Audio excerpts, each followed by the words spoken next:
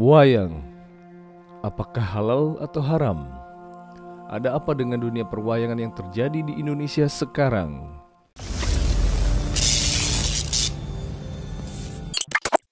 Halo Sobat Kopastub, sedang ramai dibicarakan tentang wayang. Bermula dari potongan video ceramah Ustadz Khalid Basalamah yang menjawab pertanyaan seorang jamaah. Apakah wayang dilarang? Bagaimana taubat profesi dalang? Saya orang Jawa dan saya suka pewayangan. Apakah wayang dilarang? Bagaimana taubat profesi dalang? Tentu saja saya sudah pernah bilang teman-teman sekalian, tanpa mengurangi penghormatan terhadap tradisi dan budaya semua suku. Di Indonesia suku Bugis, suku Makassar, suku Jawa, semua ini kita tidak akan berbicara dalam ceramah seperti ini bukan menjatuhkan sama sekali. Tapi kita sudah harus tahu dan sadar kalau kita Muslim dan Muslim ini dipandu oleh agama. Makanya saya bilang caranya adalah harusnya Islam dijadikan tradisi dan budaya. Jangan kita balik, jangan budaya diislamkan, susah. Mengislamkan budaya ini repot karena budaya banyak sekali, gitu kan. Standar yang mana yang harus dipegangi? Berarti nanti akan ada ciri khasnya sendiri. Di Indonesia ada Islamnya sendiri, di Amerika ada sendiri Islamnya. Jadi ini jadi masalah. Padahal sebenarnya Allah tidak menginginkan itu. Allah sebagai pencipta menginginkan kita punya standarisasi. Jadi Allah alam yang saya tahu lebih baik yang seperti ini. Kalau memang itu peninggalan nenek moyang kita, mungkin kita bisa kenang dulu. Oh ini tradisinya orang dulu seperti ini. Tapi kan bukan berarti harus itu dilakukan sementara dalam Islam dilarang. Kita sudah Muslim, harusnya kita tinggalkan. Kalau masalah taubat, ya taubat nasuha kepada Allah SWT dengan 3 syarat yang sudah kita tahu. Meninggalkan dosa itu seketika, menyesal dan janji sama Allah tidak mengulanginya. Dan kalau dia punya, maka lebih baik dimusnahkan, ya. Dan berarti kata ini lebih baik dihilangkan, ya. Saya merasa mungkin memang perlu kita pertemukan juga hal-hal seperti ini dengan ilmu pengetahuan lah sekarang. Artinya bukan kita mau menghapus 100% masalah kebiasaan dan tradisi, tapi kalau tidak cocok dengan agama, wajar kalau kita tinggalkan. Atau mungkin ada teknologi canggih yang lebih baik. Seperti orang sekarang sudah biasa tampil di panggung, bercerita, gitu kan. Maka dengan wayang-wayang ini sebenarnya sudah bisa tergantikan dengan manusia yang sudah jelas-jelas nyata gitu. Saya yakin juga kalau generasi sekarang ini lebih cenderung untuk meninggalkan itu kan, sudah merasa ini sudah zaman dulu gitu. Ini mungkin bisa kita tangkap secara rasional untuk meninggalkannya dengan cara gitu juga. Jadi memahami poin tadi. Dari manakah asal-usul wayang yang sedang diperdebatkan saat ini? Wayang berasal dari bahasa Jawa, yaitu artinya bayangan. Adalah seni pertunjukan tradisional asli Indonesia yang berasal dan berkembang pesat di Pulau Jawa dan Bali.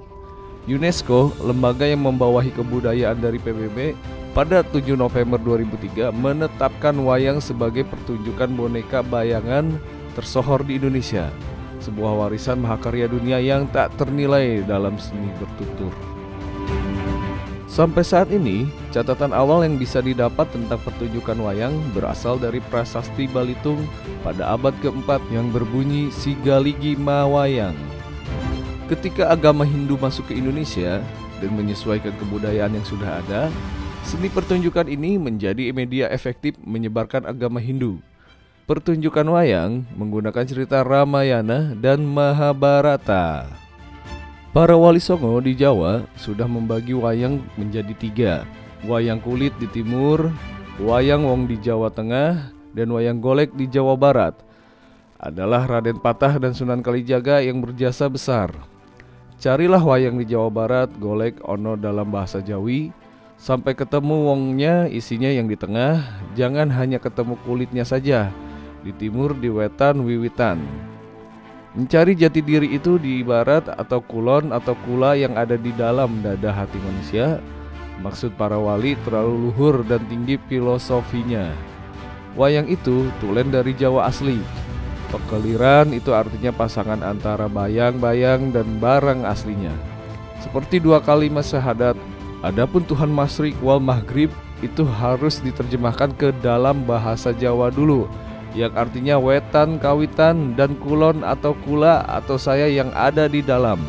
Carilah Tuhan yang kawitan pertama dan yang ada di dalam hati manusia.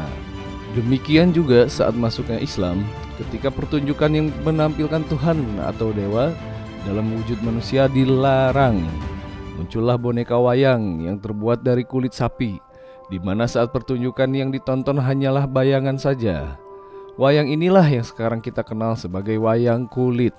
Untuk menyebarkan Islam, berkembang juga wayang sadat yang memperkenalkan nilai-nilai Islam. Wayang juga digunakan misionaris Katolik Brother Timotheus L. Wignoso Subroto FIC pada tahun 1960 dalam misinya menyebarkan agama Katolik. Ia mengembangkan wayang Wahyu yang sumber ceritanya berasal dari Alkitab.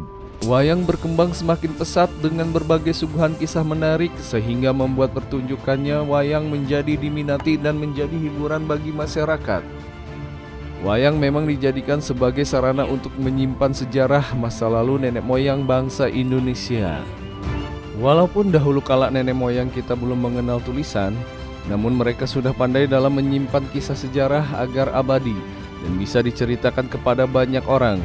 Sunan Kalijogo melengkapi pertunjukan wayang dengan menambahkan gamelan sebagai iringan musik.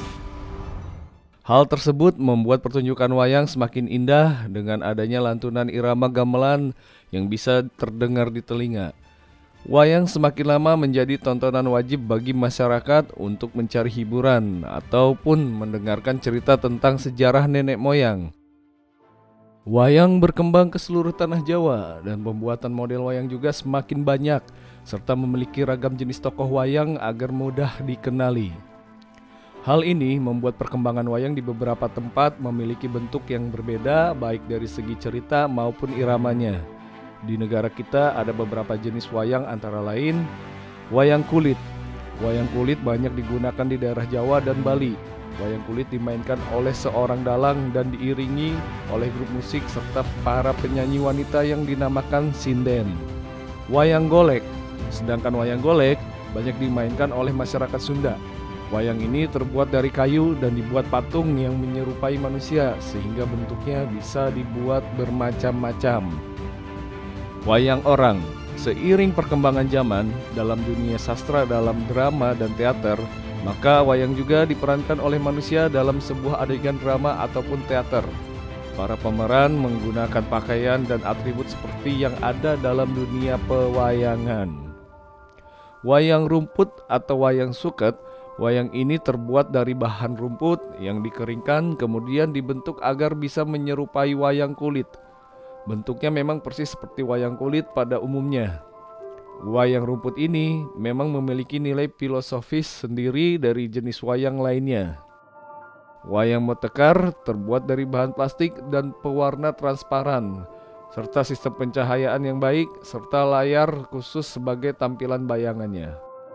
Pertunjukan wayang kulit, wayang rumput dan wayang motekar menggunakan kain putih dan disorot lampu agar menghasilkan bayangan yang bagus dan enak ditonton.